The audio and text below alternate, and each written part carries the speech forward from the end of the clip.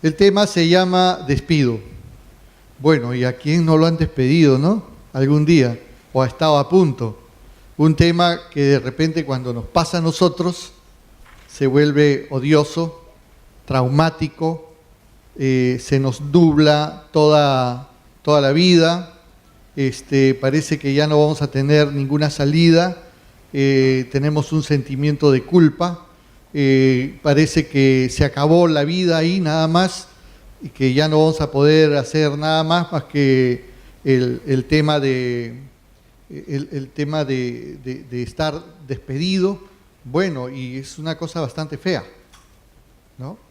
Realmente eso es aparente, porque cuando a uno lo despiden, ¿saben lo que ocurre? Tienen nuevas proyecciones. Es una buena oportunidad para hacer lo que uno quiere hacer y no lo que quieren los demás que hagan. Y además, creo que hay que hacer una serie, hay muchas recomendaciones, busquen en internet, si es que a ustedes les ocurriría una cosa así, pues busquen en internet, renueven su CV, ¿no? El currículum vitae, ¿no? Y adelante, no se ha extinguido la vida, estamos recomenzando, ¿ok? Muy bien, y a propósito les traigo esta ¿cómo se llama? Cómica, filmación. Dice: Martínez, lleva usted 25 años en la empresa, ha sacrificado fines de semana y vida familiar por la firma y se lo agradezco, pero dada la situación debemos prescindir de sus servicios. No se lo tome a mal, es lo que usted haría en mi lugar. Y luego de unos instantes: no se lo tome a mal, don Marcial, es lo que usted hubiera hecho en mi lugar, un puñetazo en el ojo izquierdo, ¿no? Así uno se siente cuando uno es despedido, ¿no? Bueno, ojalá que no le suceda, pero hoy en día eso es normal. Es normal que uno cambie de puesto de trabajo, ¿no? Despedido a veces hasta por mutuo disenso, que no es un despido técnicamente hablando, pero sí definitivamente es un cambio por una oportunidad nueva. Entonces, tenemos que evaluar esa situación. Muy bien, ahora sí, entrando a lo serio. Estamos desde el año 90 en el Perú, estamos viviendo un cambio. Recién nosotros en el Perú, una década anterior y muchos años más atrás, algunos otros países, especialmente Europa, ya vivía estos cambios. Y estos cambios se llaman flexibilización, ¿no? Porque hasta el 90, hasta el 1990, ¿qué cosa era lo que estaba pasando? Vivíamos una constante acumulación de derechos laborales, unos encima de otros, más, debido al principio de progresividad. El principio de progresividad, pues, es que los derechos de los trabajadores no son para abajo, sino se van ganando con las luchas laborales, sindicales. Uno va ganando más derechos, ¿no? Nunca para abajo. Pero a partir del año 90, oh madre mía, ya no es así. Se han comenzado a flexibilizar. Y el día de hoy también se están empezando nuevamente a flexibilizar más los contratos de trabajo. Señores, va a haber cambios y estos cambios requieren a gente preparada, a gente laboralista para enfrentar todas estas vicisitudes, ya sean desde el lugar en que ustedes estén, sean pro empresa, pro trabajadores. Pero hay que enfrentarlos, nos guste o no nos guste. Eso es así. ¿Ok? Muy bien. Y también no solamente estamos afectados por la tendencia de la flexibilización, sino también estamos afectados por otras megatendencias. ¿Cómo cuáles? Estamos afectados por la globalización. Ya no hay barreras, límites que nos imponga. Por ejemplo, ¿qué cosa es lo que pasa?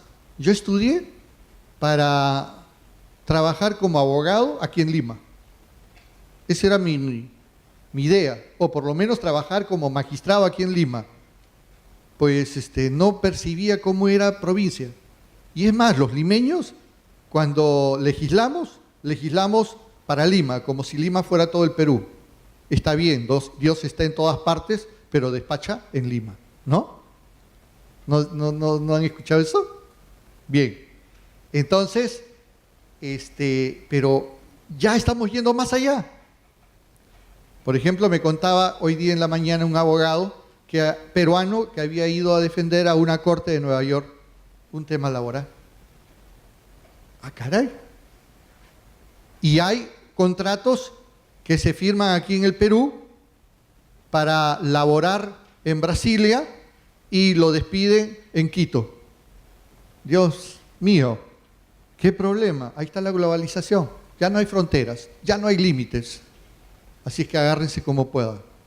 Estamos frente, esta generación, que son ustedes, estamos frente a unos nuevos retos. ¿Correcto? Otros principios que estamos adquiriendo. Estamos dejando la escrituralidad por la oralidad. Esos escritos horribles, horrorosos, que aguantan todo y que dicen que en el papel está la seguridad jurídica, la estamos cambiando por la oralidad. Y ha nacido una nueva forma de administración de justicia. Y que esa va a ser el futuro del proceso en el Perú. Así que si no cogen el tren, se les va, señores. También otra tendencia más, que el derecho resulta ser social, y más en el caso laboral. Y también resulta ser adversarial, porque el juez no es parte en este proceso. Como muchas veces decíamos, bueno, con esta prueba la actuamos y gana el trabajador. ¡Qué barbaridad! O sea, estamos ayudando a una de las partes, ¿no es cierto? Por eso yo, por lo menos, me opongo a la prueba de oficio. También nuevas tendencias, como el garantismo procesal. Frente a una norma procesal que es de carácter vinculante, de cumplimiento obligatorio para las partes,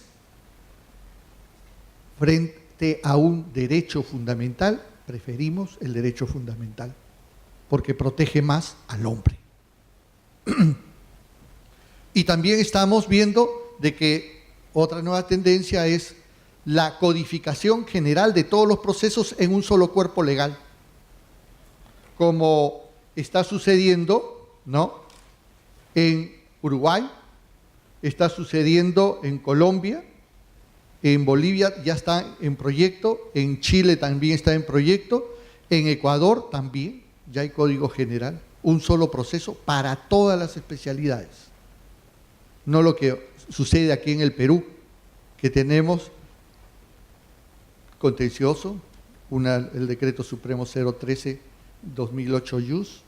En laboral tenemos dos procesos, 26.636, 29.497. En civil, el Código Procesal Civil, Ley Orgánica del Poder Judicial, etcétera, etcétera, etcétera, y normas sobran.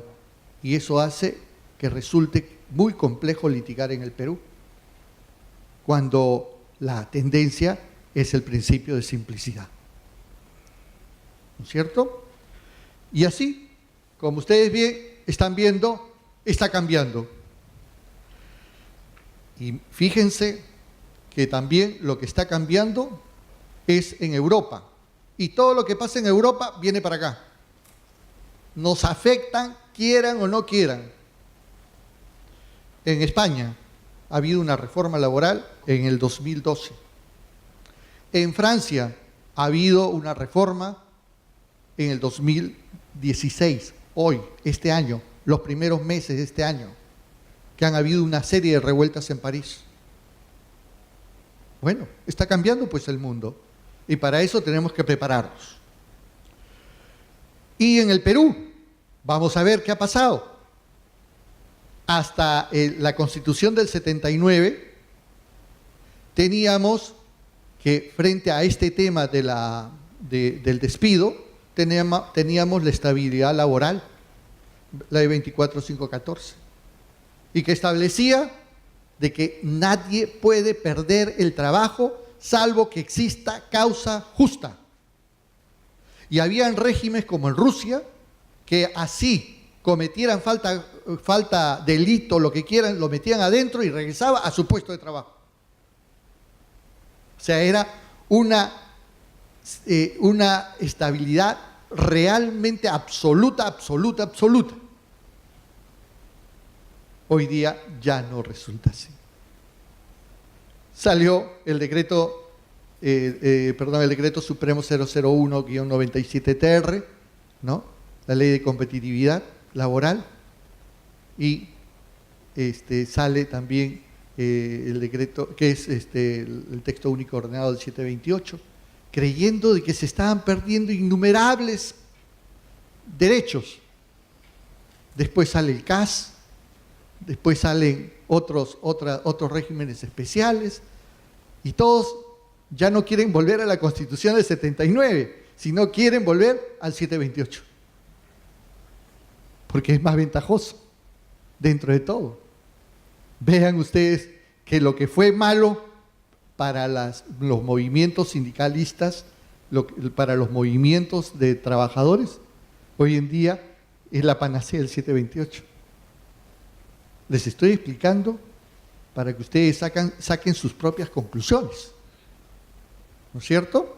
Pero vean ustedes, y la Constitución política del Perú también cambia del 79 al 93 y saca el 5 de abril del año 92, el señor Fujimori disuelve el Congreso, el Poder Judicial, como ustedes ya saben, y saca un estatuto de gobierno de reconstrucción nacional y dice: en todo lo que se oponga nuestras normas, nuestros decretos, leyes, ¿no?, que vamos a expedir, queda sin efecto o en suspenso la Constitución del 79.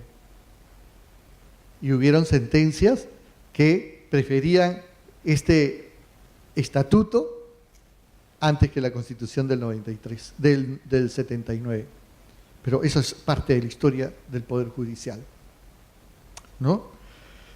Actualmente, ya a partir del 1 de enero del 94, tenemos ya la nueva Constitución, nuestra nueva Carta Magna, la misma que se aprobó mediante referéndum el 31 de octubre del 1993.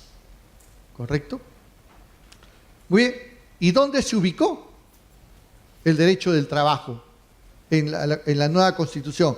En la del 79 se ubica en el capítulo 5 del trabajo y era parte de los derechos fundamentales del hombre. La del 93 nos sacan de los derechos fundamentales y lo ponen en la última parte del capítulo 2 de los derechos sociales y económicos, como tratando de decir: el derecho del trabajo ya no es derecho fundamental, porque eso está a partir del artículo 23 en adelante de la Constitución. Pero lamentablemente no le salió bien el juego, porque el Perú ya había suscrito una serie de convenios internacionales que establecen, como por decir el convenio 100, ¿no?, de remuneraciones, ¿no?, que establece que los derechos del trabajo son derechos humanos. Y en consecuencia entraría en el numerus apertus del artículo 3 de la Constitución Política del Perú de 1993. No deja de ser derecho fundamental, en consecuencia, el derecho del trabajo. Y por tanto, un derecho importantísimo, que el día de hoy ya tenemos nuevas salas. Somos la segunda cantidad en salas en la Corte de Lima. ¿Y saben por qué? Porque el trabajador decide quién es el juez competente en el último domicilio del trabajador o en el domicilio principal de la empresa. Y el domicilio principal de la empresa generalmente queda ¿dónde? acá. Entonces vean ustedes cómo han cambiado las cosas. También, mientras que la Constitución del 79 estaba en 9 artículos sumamente desarrollados, reconociendo todos los derechos de los trabajadores habidos y por haber, en la Constitución del 93, ¿no? Solamente hay 8 artículos, pero totalmente reducidos. Y la redacción es reducir derechos del trabajo. Es decir, flexibilización. Nos guste o no nos guste, es así. ¿Correcto? En cuanto a nuestro tema, el artículo 48 reconocía la estabilidad del 79, reconocía la estabilidad laboral. Es decir, un trabajador solamente podía perder su derecho al trabajo, a su colocación, a su empleo, salvo que exista causa justa. Hoy en día tenemos una clasificación de despidos, ¿no?, que vamos a tocarlos esta tarde, o en parte de la noche de repente, ¿no? Y vamos a ver que esto se ha venido desarrollando y vamos a ver cuáles son las novedades, especialmente las novedades en cuanto a la jurisprudencia. Muy bien. Y el artículo 27 de la nueva Constitución del 93 ya no dice la estabilidad laboral, sino la ley otorga al trabajador adecuada protección contra el despido arbitrario, principio de reserva de la ley. Es decir, la ley puede modificar qué cosa es lo adecuado. El pago de remuneraciones o la reposición en el empleo. Entonces tenemos que tocar por lo menos 2 normas internacionales reconocidas por todo el mundo. ¿Cuál es? El Pacto de San José, el protocolo de San Salvador, discúlpenme, estoy equivocando, ¿no?, donde se establece que el trabajador, dice, tendrá derecho a una indemnización o a la readmisión en el empleo. Y también tenemos el convenio 158 de 1982 de la Organización Internacional del Trabajo, que es la institución más importante del mundo en materia de derecho al trabajo. Y ustedes están viendo que en su artículo 10 de este convenio 100 dice que el juez puede ordenar o proponer la readmisión del trabajo. O sea que, internacionalmente hablando, ¿no?, y esto forma parte de nuestro derecho nacional. O sea que no estamos hablando, no, pero esto es derecho extranjero, esto no es aplicable acá. No. No es así. Esto es parte, y es más, yo puedo dejar de administrar justicia dejando la normatividad nacional y aplicar estas normas. Unas porque están ratificadas por el Estado del Perú. Y así no lo estuviera, por lo menos con los convenios internacionales de trabajo, yo tengo la posibilidad, así no estén ratificadas, yo puedo aplicarlas. Y eso está reconocido en todo el mundo. O sea que ya no habría ni siquiera la necesidad de que el Estado peruano las ratifique. ¿Y por qué? Porque se tratan de derechos fundamentales. Esta es una excepción a la regla. Porque en todos los demás convenios tienen que estar ratificados. ¿Correcto? Y esto ya está reconocido en todo el mundo, por los expertos, que son 20 expertos de la OIT, uno brasileño, mi amigo que me explicó en sus conferencias respecto a este tema, ¿no? Y hemos quedado pues así petrificados, ¿cómo es posible sin ratificar? ¿Cómo podemos aplicar los convenios de la OIT? Sí se puede. El despido pues no surge del contrato de trabajo. El despido surge después de que ya se viene ejecutando el contrato de trabajo y que esto es un conflicto que va a dar una posición unilateral del empleador para que el trabajador pueda cesar en el empleo por alguna causa justa o también sin causa, y en eso podrá ser, como consecuencia de eso, podrá ser un despido lícito o ilícito, legal o ilegal, dependiendo. Entonces, hay definición, ¿no?, del despido en sentido general y en sentido restringido. General es cuando es un despido arbitrario y en contradicción a la normatividad, y restringido cuando se le imputa la falta grave por incumplimiento de sus obligaciones. Bueno, pero estos son detalles técnicos que no vale la pena parar en esta situación.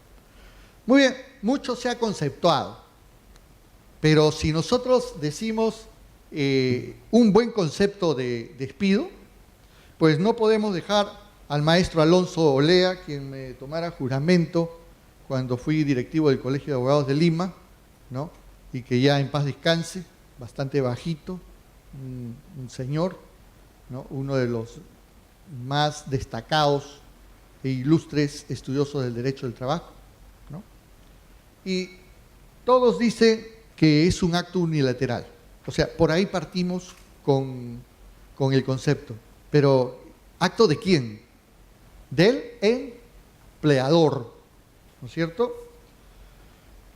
Y el maestro Manuel Alonso Olea dice, exista o no exista causa justa. O sea, este concepto va dando la vuelta de que si hay o no hay causa justa. ¿Correcto? Blanca Bustamante, maestro peruano, también habla de que es unilateral y dice que es una institución causal. O sea, todo el concepto va alrededor de que si existe o no existe causa justa prevista en la ley, ¿no?, y determinantemente será legal o ilegal. Despido nace de un conflicto, necesariamente, no nace del contrato. ¿Por qué? Porque nace con posterioridad a la celebración del contrato, ¿no? Es unilateral y es excepcional, porque no todo es despido, no a todos se le despide, ¿no? Es excepcional. ¿Y cómo surge? Lo aplica el empleador en atribución a su facultad de subordinación. Claro, la potestad, ¿quién está subordinado a quién? El trabajador. Y es en esa función que él decide concluir la relación laboral. Muy bien, se basa en la causal y que si no, ustedes no justifican esa causal, el despido se convierte en arbitrario, ¿no? Por eso cuando se dice una resolución que no tiene motivación, ¿qué cosa es?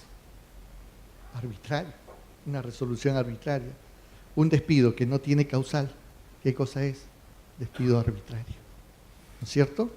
Pero vamos a ir adelante un poquito más. Características del despido. Dice que el despido es constitutivo, por cuanto primeramente lo unilateral, que ya lo hemos explicado, constitutivo, porque no se limita el empleador a proponer el despido, sino que el empleador es quien hace el despido. También es recepticio, porque la voluntad extintiva del empleador tiene que ser conocida por el trabajador. Él recibe la carta de preaviso, él recibe la carta de despido, y cuando no lo hay, él recibe la noticia. Cuando es un despido de hecho, por ejemplo, él recibe la noticia de que su vínculo laboral, por decisión del empleador, se encuentra roto. ¿No es cierto? Hay causas previstas en las normas jurídicas, como por ejemplo en el Decreto Supremo 003-97-TR, donde establecen las causas del despido por faltas graves, las causas de faltas graves, actos de hostilidad, despidos nulos, etc.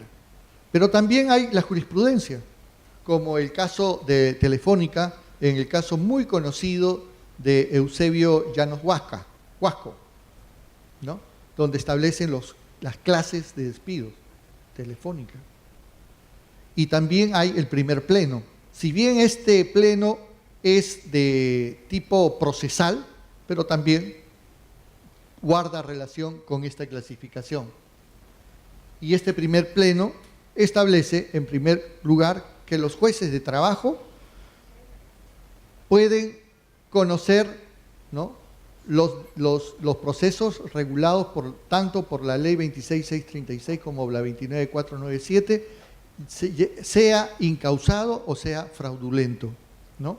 Y también decide que los procesos abreviados también pueden ser llevados a cabo siempre y cuando tenga una pretensión única. Este asunto de pretensión única lo vamos a analizar al final de la conferencia. Es así que, conforme a lo que hemos hablado, entonces tenemos el despido legal. Cuando hay causa justa y comprobada, no pasa nada, estamos actuando de acuerdo a ley, ¿no? El despido ilegal es el indirecto, actos de hostilidad, el nulo, ¿no? En el indirecto procede la indemnización, en el nulo la reposición, en el incausado reposición, fraudulento reposición. ¿Correcto? Muy bien. Despido justificado. Relativas a la capacidad del trabajador. Tenemos un trabajador acá que está laborando muy bien. Labora perfectamente. Cuando nosotros estamos viendo, hay un detrimento en sus facultades y aptitudes que no las tenía al momento de ser contratado. Esa es la condición, porque si eso lo tenía al momento de ser contratado, no podemos invocar esto, ¿no? Entonces, podemos despedirlo. El rendimiento deficiente. Se produce esto. O la negativa injustificada del trabajador a someterse a examen médico, o a cumplir las medidas profilácticas o curativas prescritas. Hay trabajos que merecen que, por ejemplo, pilotos de aviación, ¿no?, los que manipulan productos alimenticios, tienen que pasar de vez en cuando, ¿no?, cada cierto tiempo, dependiendo su actividad, ¿no?, por exámenes médicos que garanticen una correcta, segura atención al público. También tenemos como despido justificado las relativas a la conducta del trabajador, ¿no? Y estamos hablando de los despidos disciplinarios. Y acá vamos a hablar del procedimiento básico de despido, dentro de un ratito. Este despido no da lugar a indemnización, ¿no? El trabajador podrá cobrar también los adeudos que no sean esta indemnización, no hay ningún problema, ¿no? No lo perjudica para nada cobrarlos antes de que termine el juicio, ¿no?, si que está pidiendo una reposición. Y si el trabajador con su conducta causó perjuicio al empleador, el empleador está en la posibilidad de demandar la indemnización por daños y perjuicios. ¿Correcto? Y también vamos a ver de que hay un despido arbitrario sin expresión de causa. Y ahí hablamos un despido de hecho. Oye, yo no te dejo entrar al trabajo y yo no te he dicho nada. O te vas, no te paso ningún papel. También el segundo, te paso la comunicación y te digo que sin expresión de causa, quede usted despedido a partir de la fecha. Se acabó. Esa es la segunda posibilidad. Y la tercera y última es cuando cumplo con todas las formalidades, ¿no?, pero la causa que invoco no existe y de repente tampoco puedo probarlo. Tampoco voy a poder probarlo. Entonces, esta es una gran división pues de los despidos. Las faltas graves. A ver, ¿qué cosa? Ahora sí entramos de lleno al tema. Concepto. Una falta grave es una infracción. ¿Por parte de quién? Del trabajador, de los deberes esenciales que emanan del contrato. Y esta falta grave hace que la continuidad del contrato de trabajo resulte irrazonable su continuidad, ¿no? Ya no puede haber una relación. Por citarle un ejemplo, un trabajador que me agrede físicamente, yo soy su empleador, ¿ustedes creen que podría seguir una buena relación? ¿No? Ya es ahí sería pues un despido flagrante, ¿no? Definitivamente, ya no hay necesidad ni siquiera de pasarle, hacer el procedimiento básico de despido, sino de frente mandarles y cursarle su carta de despido. Incumplimiento de obligaciones. Acá parece que han metido en baúl de desastre todo, porque tiene varias aristas este primer, y lo he tratado de poner en negritas para que ustedes vean de que acá existen varias figuras, varias tipologías, ¿no?, encerradas dentro del incumplimiento de obligaciones. Y dice, cuando se quebranta la buena fe laboral. O sea, trabajar con buena leche, no a la mala, buscando cómo usted se equivoca, cómo perjudicarlo, por supuesto intencionalmente, todo esto es intencional. Reiterada resistencia a las órdenes relacionadas con las labores. Cuidado, reiterada, mínimo 2 veces. Resistencia. Yo le digo, oiga, ponga el vaso no acá, sino acá. Lo pongo acá. Y así sucesivamente. Entonces, se está ganando su despido, reiteradamente, ¿no? También reiterada paralización intempestiva, ¿no? Ustedes saben que para hacer una huelga tiene que ser coordinado con todos los trabajadores y hay que dar los avisos previos. También la inobservancia del reglamento interno. Y todo esto debe de guardar un revestimiento de gravedad, un hecho grave. Y para eso los jueces aplicamos el principio de ponderación, ¿no? Porque cuando no resulta grave, ¿no?, entonces definitivamente el empleador ha podido imponer una medida de sanción menor a la máxima que es el despido. Entonces nosotros le declaramos pues fundada la demanda interpuesta por el trabajador y muchas veces mandamos pagar la indemnización y en los otros casos también mandamos a pagar mandamos a hacer su reposición. Entonces tengan ustedes cuidado, porque no solamente con eso también vienen las costos, también viene los intereses, ¿no? Y también el tiempo y el sufrimiento psicológico de llevar un proceso laboral durante un tiempo prolongado. Yo estoy seguro que si ustedes tienen un caso, que seguramente que acá hay muchas personas que tienen casos judiciales, tienen un desgaste psicológico por tener solamente el proceso. Ustedes saben que lo van a ganar o que van a tener determinada situación, están seguros, pero ¿y si sucede algo? Están en una disyuntiva, en un problema.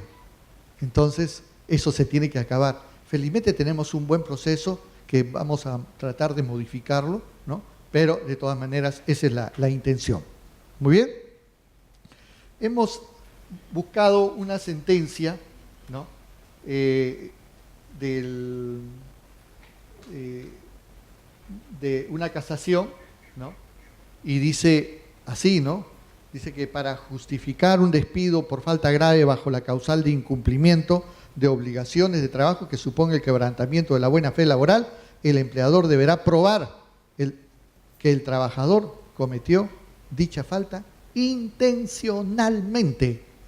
Eso significa con dolo, eso significa de mala fe, eso significa con mala leche. Quiso hacer daño, ¿correcto? Ese es el requisito con todo lo que les he dicho anterior. Todo eso está en el inciso primero, pues, del artículo 25 del Decreto Supremo 003-97-TR. Muy bien, vamos a pasar a una segunda falta grave, que es la disminución del trabajo. Acá tiene que tener dos requisitos: deliberada y reiterada, ¿no? Intencional, ¿no? Y por lo menos 2 veces. En el rendimiento de las labores o en el volumen de la producción. Y no solamente se requiere esto, sino que esto esté probado. ¿Y cómo se prueba esto? Con el concurso de los servicios inspectivos del Ministerio de Trabajo. Bien, acá vamos a ver una sentencia, que es el expediente 1112-98 del Tribunal Constitucional, caso Cosío.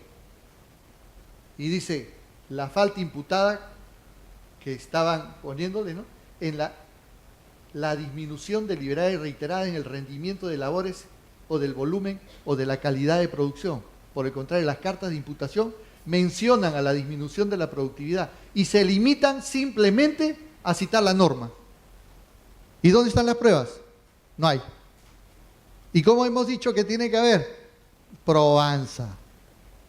No es suficiente citar los artículos. Tenemos que probar. Aquí lo dice el Tribunal Constitucional en un desarrollo de una sentencia de este inciso. Muy bien. Tenemos la apropiación de bienes y servicios. Dice, apropiación frustrada o de bienes o servicios, ¿no? ¿Qué produce la fábrica? Panetones.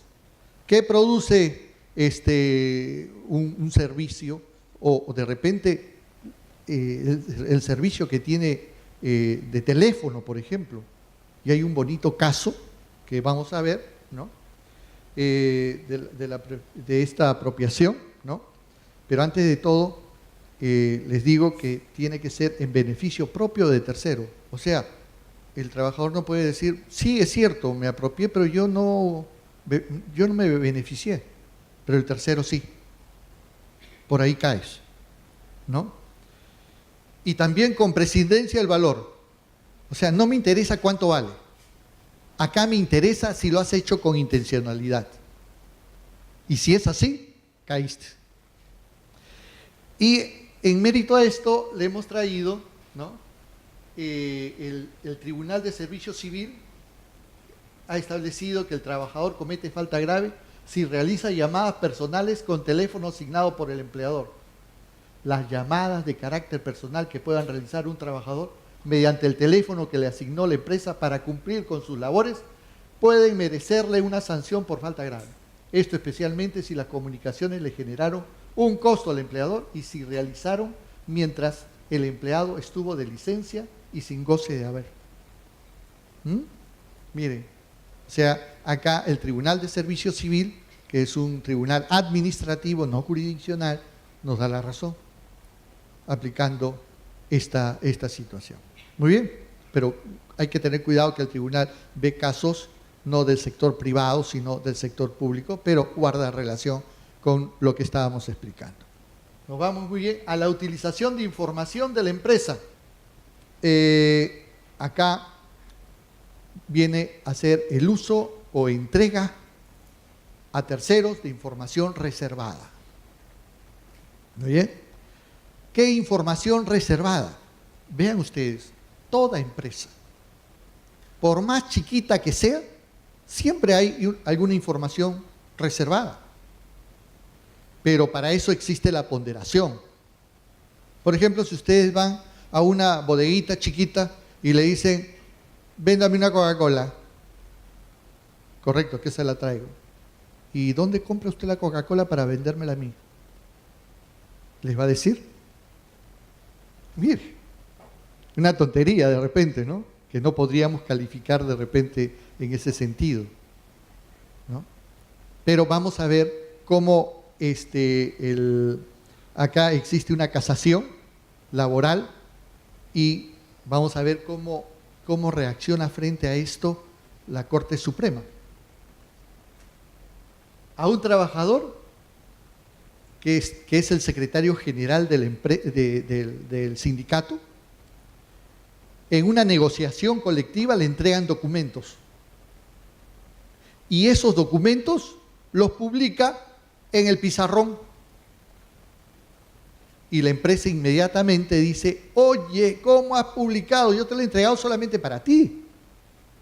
Estos documentos son confidenciales. Y por tanto has revelado temas secretos de la empresa y por tanto te despido. Miren lo que pasa. ¿Qué dice la Corte Suprema? En este caso, dice, nunca se detalló en la negociación colectiva que la información proporcionada era confidencial. Y segundo, el no haberse comprobado algún beneficio o el ánimo de causar dolo, ánimos nocendi, por parte del trabajador, no ha cometido de ninguna manera este desliz, esta falta grave. Entonces, vean ustedes cómo estamos desarrollando este tema para que ustedes se puedan estar metiendo en estos análisis. ¿Bien? Acá viene lo que algunos de ustedes practican. No. Por lo menos la embriaguez, no, tampoco, ¿no? Ustedes son buenos chicos. Bueno, dice, concurrir en forma reiterada, mínima 2 veces, al centro de trabajo, ¿no? En estado etílico, borracho, ¿no? O bajo las influencias de sustancias estupefacientes. Y no hay necesidad de la reiterancia si por la naturaleza del cargo que ostenta, definitivamente no se puede razonablemente exigir una reiterancia más, un acto nuevo. Por ejemplo, un piloto de aviación que baja en estado etílico, se tomó todo el whisky del avión, ¿no? Y con las justas aterrizó. Vamos a darle una segunda oportunidad para ver qué pasa. No, pues en primera nomás, ¿no? Chao, te vas. ¿No es cierto? ¿Ya? Una noticia que escuché hoy día, que un piloto de aviación a una cantante le había cedido, para tomarse foto con la artista, le había cedido el timón del avión. En consecuencia lo despidieron, ¿no? Inmediatamente. Pero no fue por causa de embriaguez o drogadicción, sino que se me vino inmediatamente a la mente, eso y se los cuento. Bien.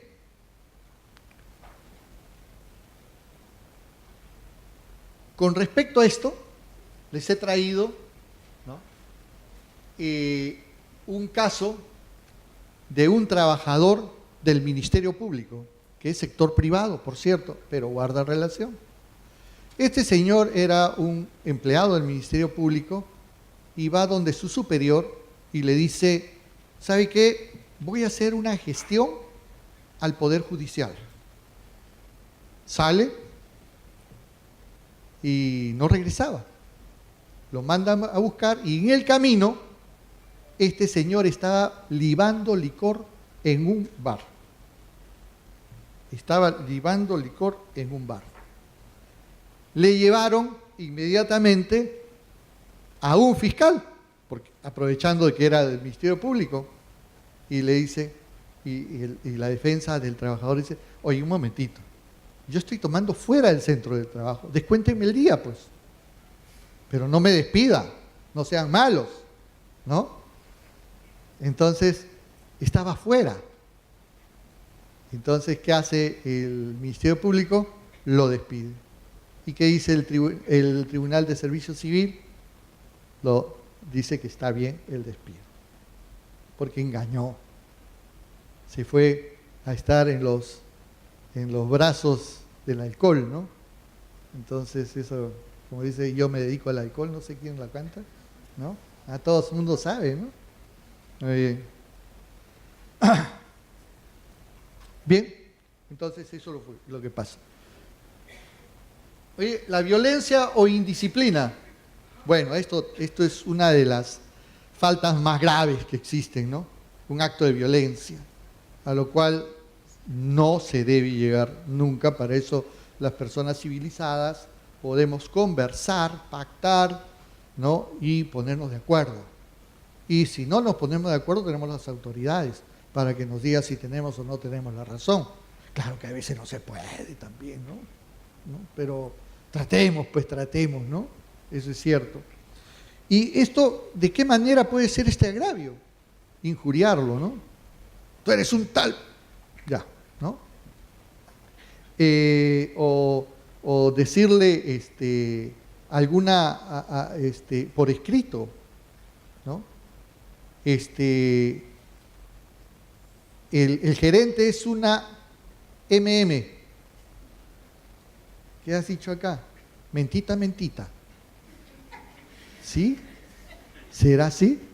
¿O ha dicho otra cosa? ¿No? Entonces vean ustedes que todas estas cositas se ven pues en los albores de un proceso y no nos toman el pelo, pues, ¿no es cierto? Entonces nosotros podemos dilucidar que se refieren a otra cosa, ¿no?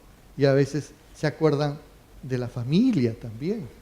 Y esta falta también va en agravio de la familia del trabajador, de los trabajadores, de los superiores, de los representantes de la empresa, ¿no? Por parte del trabajador. ¿No es cierto? ¿Ya?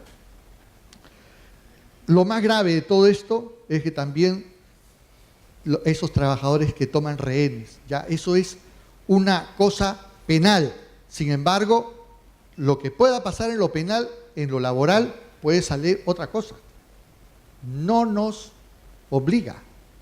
Son dos caminos totalmente diferentes, ¿no? Toma de un local, tampoco. Eso tampoco se puede hacer. Eso es un delito. Pero irá el proceso laboral por acá y el proceso penal por otro lado. No hay conexión. Puede haber algún tipo de información para la ilustración de los magistrados, pero de ninguna manera, si ha salido sancionado, no me obliga a mí. ¿Correcto? Pero generalmente ya si ha sido después de todo un proceso, ya algo tengo que pensar, ¿no? Algo tengo que pensar. Muy bien. El daño doloso, o sea, ese daño intencional sobre los bienes de la empresa, que sean de propiedad de la empresa o que estén bajo la posesión de la empresa.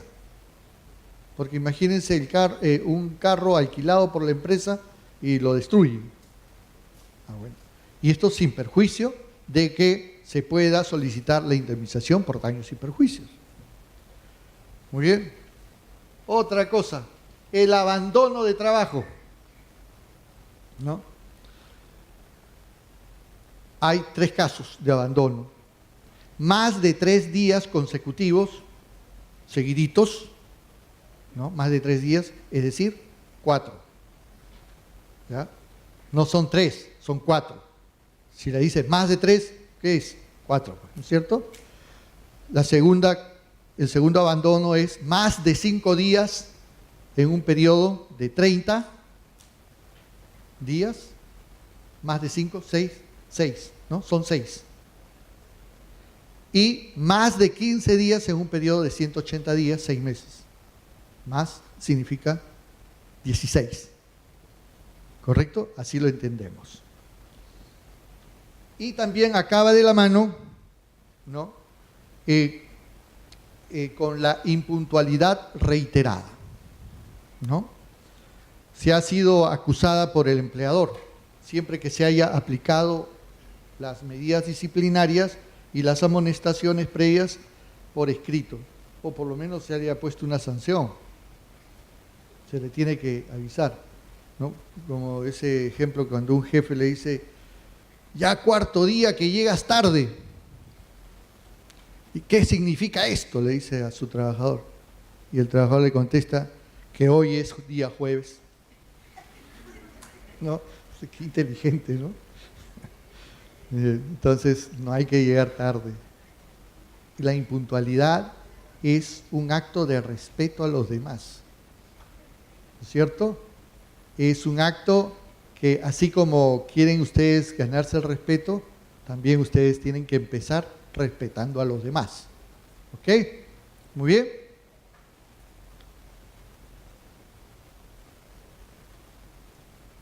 ¿Qué pasa si no puedo probar lo que he imputado? Se me viene el castillo abajo. En primer lugar, el trabajador puede regresar.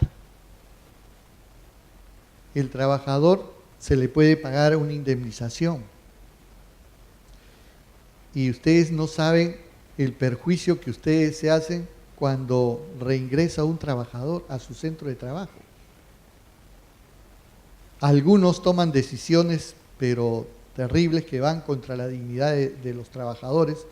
Siéntate en esa esquina y no hagas nada, yo te pago, pero por favor no converses con nadie. Mire, agarra tus libros, lee, pero por favor, no te metas en el trabajo, porque yo sé que tú tienes mal afecto para mí.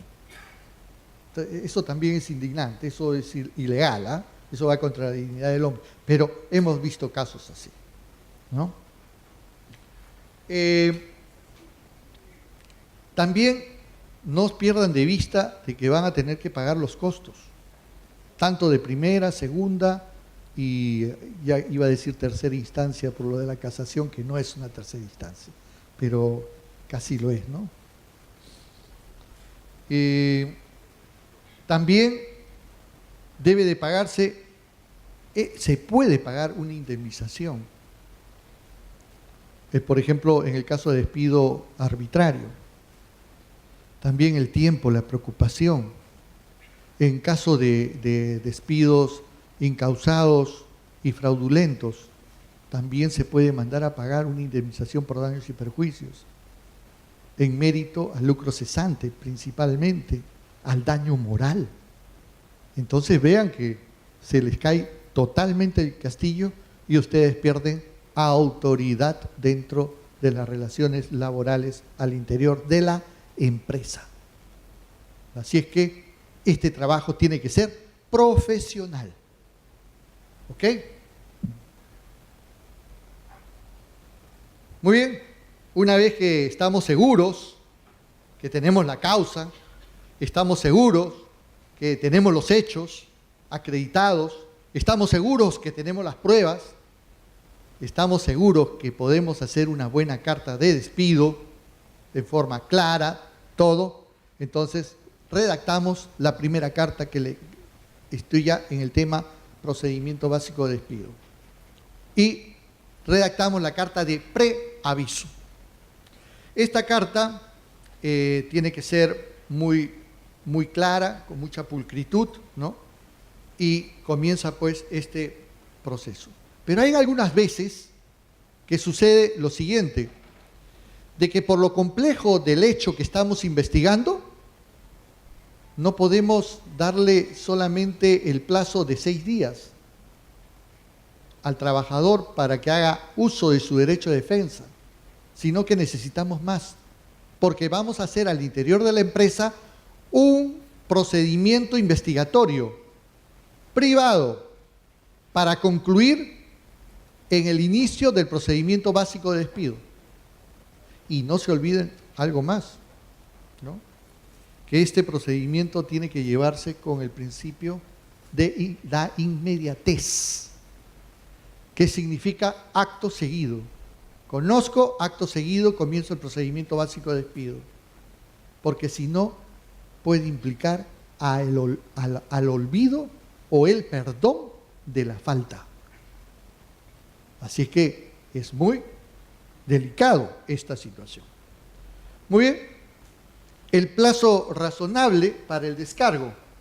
En la carta de preaviso le hemos señalado que este plazo son de 6 días, ¿no?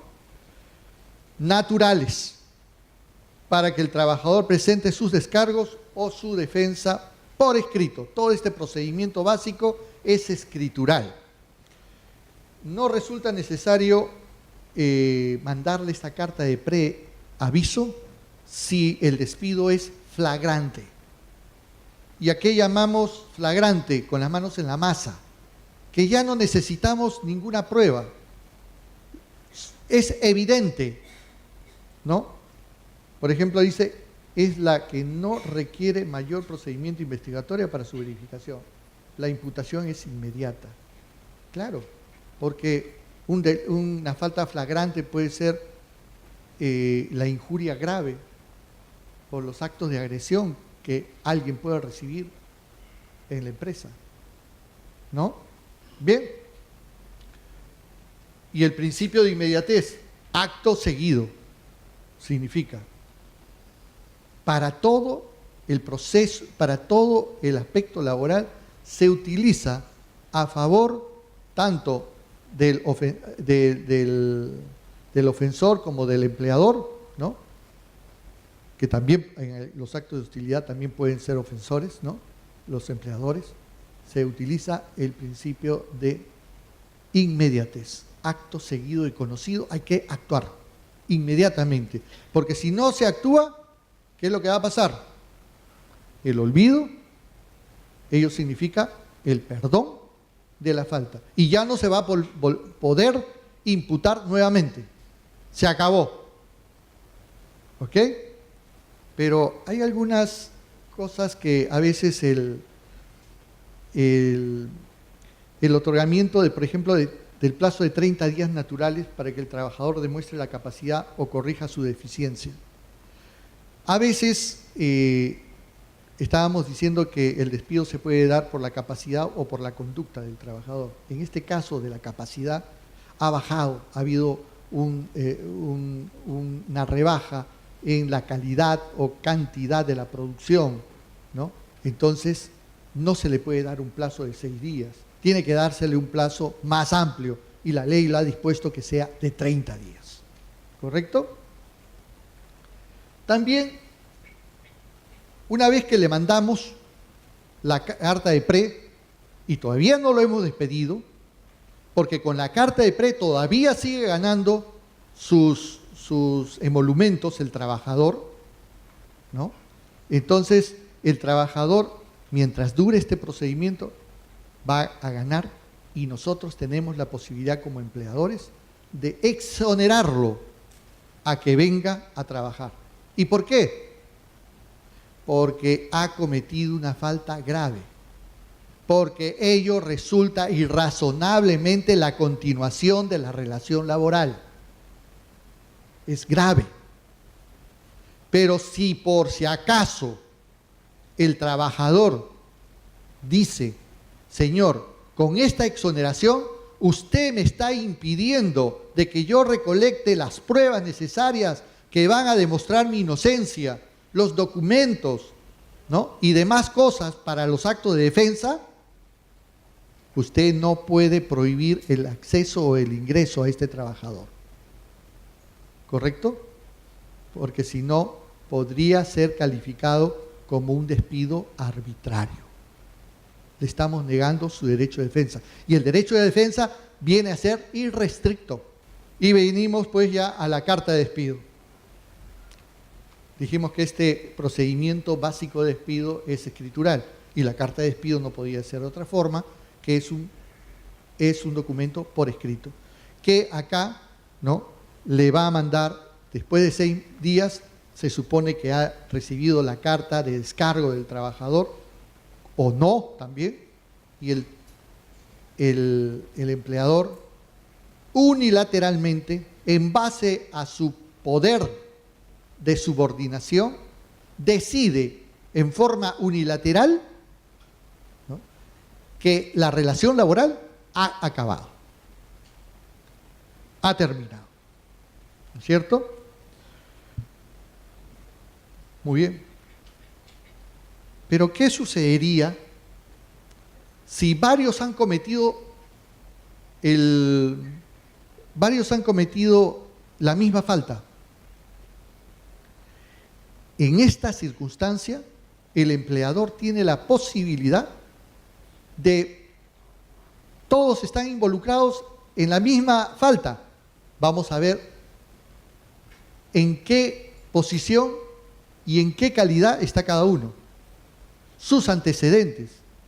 Y es más, a unos que han cometido una falta más grave y la otra menos, yo como empleador puedo decidir despedir al que tuvo menos falta, de menor gravedad, y a ese lo puedo despedir, y al de mayor gravedad lo puedo perdonar. Porque es un acto del empleador, porque es un acto que le va a convenir a las necesidades de la empresa, ¿correcto? Y eso lo establece la propia ley. Y acá vamos a ver el problema del retiro de la confianza. ¿Qué viene a ser un trabajador de confianza? Dice, cuando la razón para la contratación fue básicamente, ¿no?, estuvo básicamente en la convicción, en el convencimiento y o la esperanza del empleador de que el trabajador se va a comportar en una forma determinada. Generalmente me va a proteger, me va a cuidar las espaldas, va a guardar la información secreta, los documentos me los va a tener, prácticamente voy a confiar cosas muy, muy, muy importantes en las manos de este trabajador y por tanto yo le voy a dar la calidad de trabajador de confianza. Pero la confianza es muy etérea. Con un solo gesto de una persona yo puedo perder la confianza. Y al perder la confianza, estaría perdiendo el puesto de trabajo. Porque basado en esa confianza, yo lo contraté. Al no existir esa confianza, ya no tiene justificación el contrato. ¿Ve? Por eso es que no resulta de ninguna manera la aplicación de la reposición de un trabajador de confianza, ¿no? Pero también podría ser un caso. Un trabajador que no era de confianza es asumido a un trabajador de confianza. Le quitan la confianza, hay que volverlo a su puesto original o al puesto anterior al que estaba en el cargo de confianza. ¿Correcto? Entonces, de esa forma también se le puede proteger, ¿no? Ya hemos dicho que no procede pues la reposición, pero sí puede proceder la indemnización por despido arbitrario. Eso sí le corresponde a un trabajador de confianza. ¿Y cuál es esta indemnización por despido arbitrario? Es una remuneración y media ordinaria. Esta fue una de las preguntas que vino en el último examen del CNM, ¿no?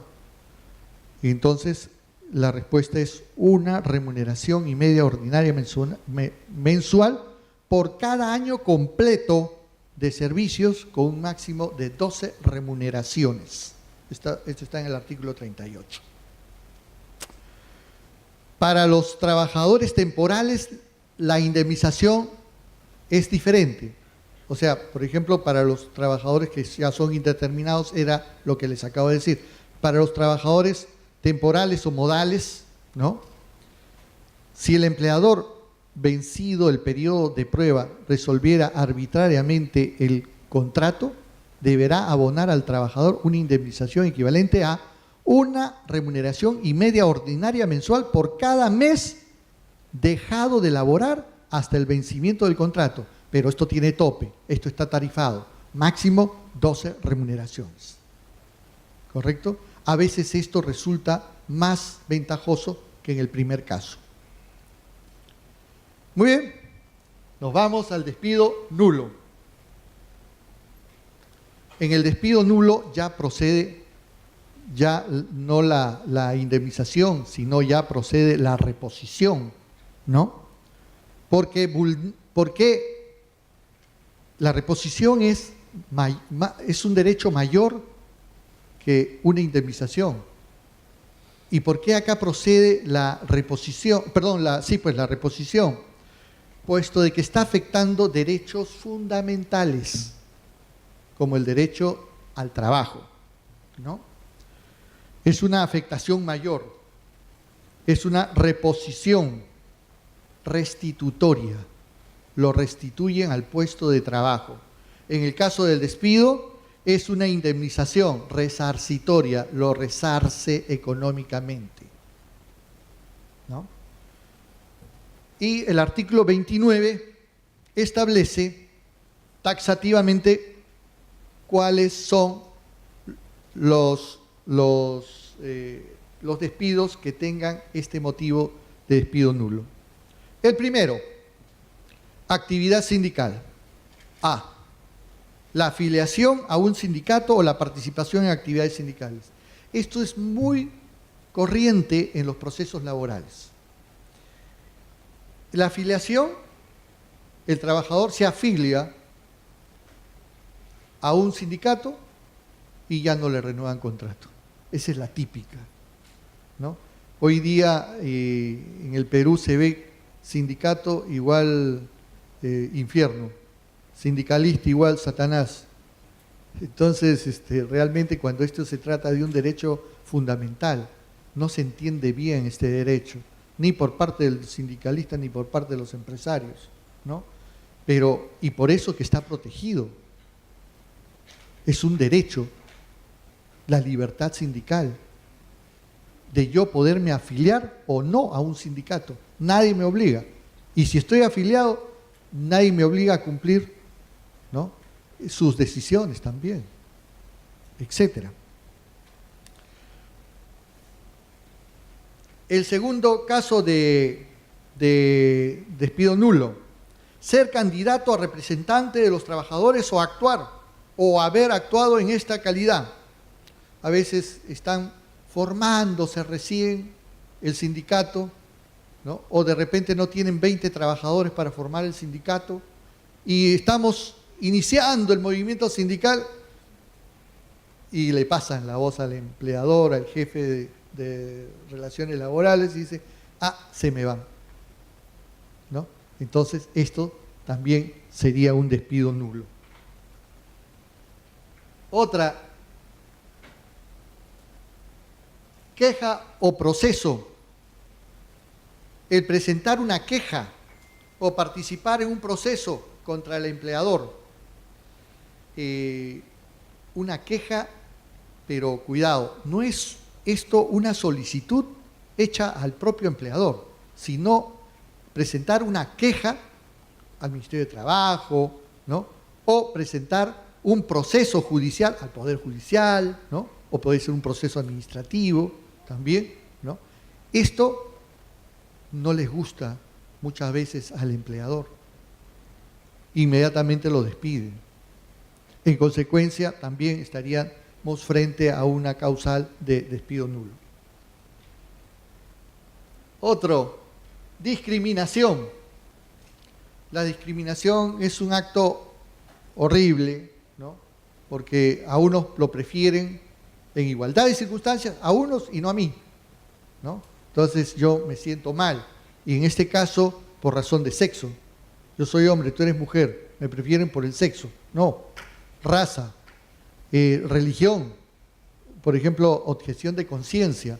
Yo no cumplo las órdenes del empleador porque mi religión lo prohíbe. Por ejemplo, hubo un caso en el Tribunal Constitucional que hubo un médico, creo que fue en Huancayo, si no mal me acuerdo, ¿no?, que le obligaban a trabajar los días sábados. Y su religión le decía, tú no trabajas el día sábado. Y el hospital se empeñó a que este señor trabaje los días sábados. Así es que lo despidieron, presentó una demanda ante el Tribunal Constitucional por objeción de conciencia. Es decir, yo estoy en la libertad de desobedecer, desacatar las órdenes de mi empleador porque mi religión o mis reglas éticas no me lo permiten. ¿Correcto? Y ganó. Así que el tribunal dijo, háganlo trabajar hasta día domingo, pero el sábado se lo respetan. Miren cómo es. ¿Ah? ¿Ya? Y también hoy día que está muy en boga, pues, la opción sexual, ¿no? Hay que respetar, ¿no? Así que eso de salir del ropero, ¿cómo es? Ah, del closet, ¿no? Está de moda. Bueno, ojalá que en el Poder Judicial no, mejor no digo. ¿Ya? Otro, el embarazo. El embarazo, dice, no se puede despedir a una madre embarazada, ¿no? Dentro del periodo de gestación, dentro de los 90 días y también dentro de los 90 días posteriores al parto, porque es protección. No se olviden que todos nosotros hemos tenido en algún momento que ser gestados. Y es un acto tan natural, tan divino, tan legal, tan procedente en todas partes del mundo. Entonces, yo sé y podemos entender que una madre gestante de repente no puede cargar peso, etcétera, pero hay que sobrellevar esa situación, ¿correcto? Y eso es lo civilizado, ¿no? Hubo un caso en mi sala, ¿no?, en que es cierto que no se le había notificado al empleador el estado de embarazo, pero el empleador le había autorizado la salida para que vaya al médico para que vea cómo está su situación gestante. Pero si le está autorizando, ya es suficiente. Eso lo entendemos, ¿no es cierto? Entonces, así se administra. Eso no lo dice la ley, pero así lo entendemos nosotros. ¿Ok? Bien. ¿Cuáles son las consecuencias del despido nulo? Primero, la reposición. Sí, pero también, como el día de ayer me sucedió, un proceso de reposición, de despido nulo, ¿no? El trabajador optó por la indemnización. Ah, pues también. Eso es posible. En el despido arbitrario no hay causa justa. En cambio, en el despido nulo sí existe una causa justa, una causa, pero esta es ilegal. Esta es ilegal. ¿Y por qué es ilegal? Porque atenta contra los derechos fundamentales. Acá se le va a mandar también el pago de las remuneraciones dejadas de percibir, es decir, las remuneraciones caídas. Es un buen negocio, ¿no? Si se tiene bien, ¿no? Y esto sí no procede, por si acaso, porque en algo tiene que ver en el despido incausado y en el despido fraudulento. No hay las remuneraciones caídas, pero sí pueden demandar indemnización por daños y perjuicios. en el despido incausado y en el despido fraudulento. Es decir, que ustedes pueden demandar lucro cesante, daño emergente y daño moral. ¿Correcto? Y hasta podría resultar un poquito más beneficioso que lo que podría ser las remuneraciones caídas. ¿Ok? ¿Cuál es el plazo para accionar en el caso de despido nulo? Esto que casi los civilistas no lo entienden. Son 30 días naturales, dice la ley. Pero acá hay un desarrollo, ¿no?, de que el jurisdiccional, ¿no?, y nosotros nos hemos impuesto ya desde muchos años, desde que he abierto los ojos en materia laboral, que el plazo de caducidad de los 30 días se cuentan como días hábiles. ¿Y cómo es esto? Si la ley dice que son días naturales, ¿cómo a usted se le ocurre aplicar días hábiles? ¿No estamos fuera de la ley? No. El propio Tribunal Constitucional, y ahí le estoy señalando una sentencia, señala que el artículo 247 de la Ley Orgánica del Poder Judicial dice que establece que no hay despacho los días sábados, domingos, feriados no laborables, ¿no?, y los días que no hay despacho judicial. Por ejemplo, día del juez, por ejemplo. Apertura judicial, por ejemplo, ¿no? Esos días no se cuentan, ¿no?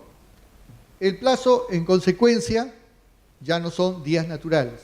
Así que entérense, por favor, que estamos hablando de días hábiles. No se hagan problemas. ¿Ya? No se hagan problemas.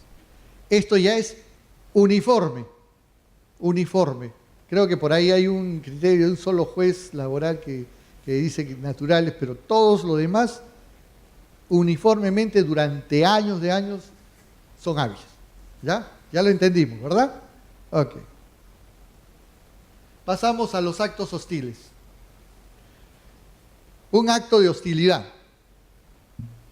consiste en actuar o dejar de hacer de manera atentatoria, displicente o específicamente en contra del trabajador. Y el artículo 30 del Decreto Supremo 003/97-TR establece cuáles son los actos de hostilidad, ¿no?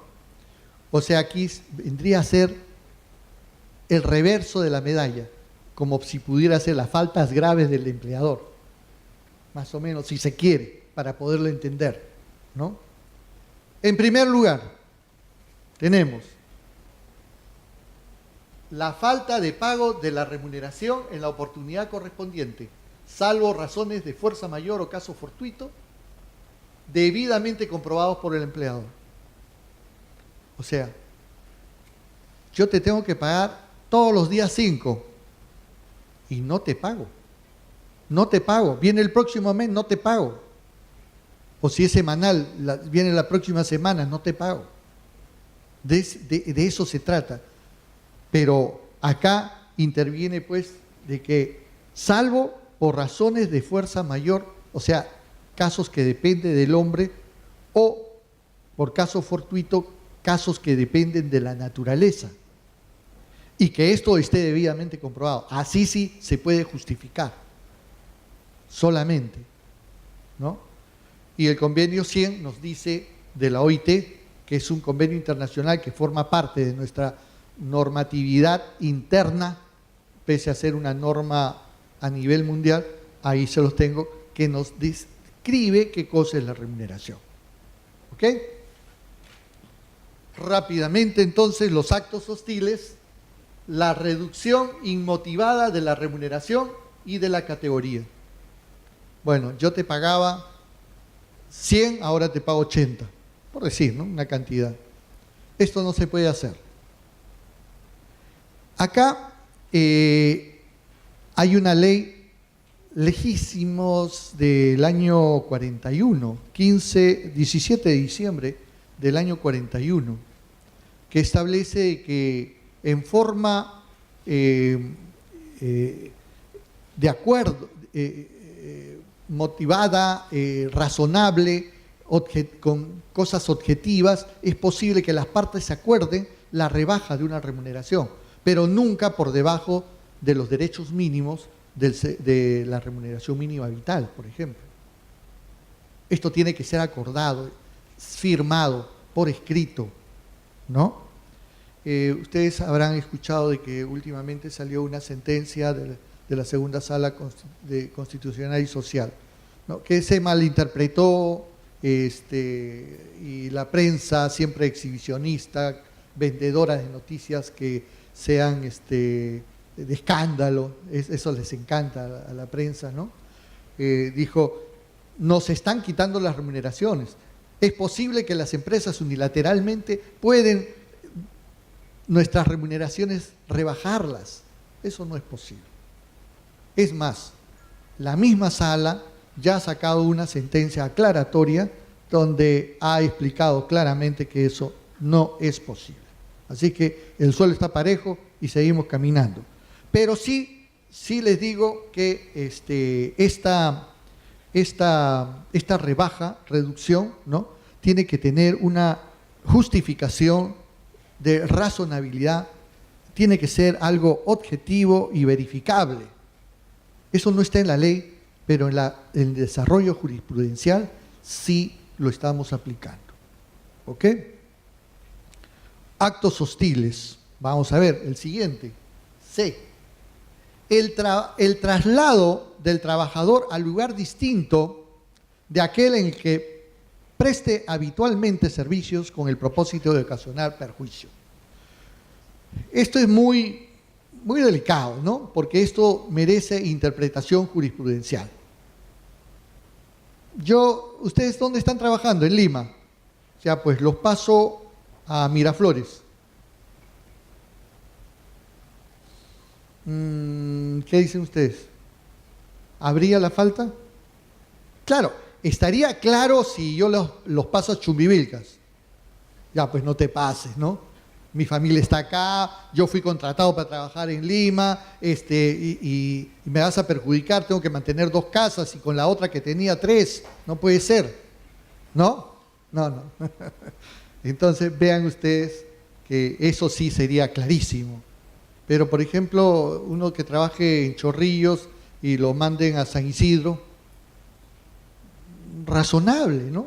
Ahí no habría ese acto hostil, ¿no? O sea, habría que motivarlo bajo el principio de la ponderación, ¿no? Para ver, ¿no? Y también acá no se ha desarrollado la intencionalidad, con la intención de perjudicar al trabajador. Esta situación es bien difícil. ¿Cómo demuestro la intencionalidad del empleador de que me quiere perjudicar? Felizmente en eso no nos preocupamos mucho y vemos más o menos si lo perjudica o no lo perjudica. Y no analizamos esta parte de la intencionalidad del empleador, porque si no nos metemos en un lío grande.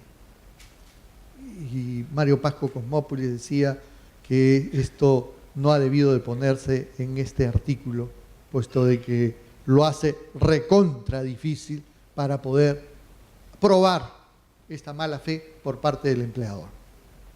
Muy bien, la inobservancia de las medidas de higiene y seguridad.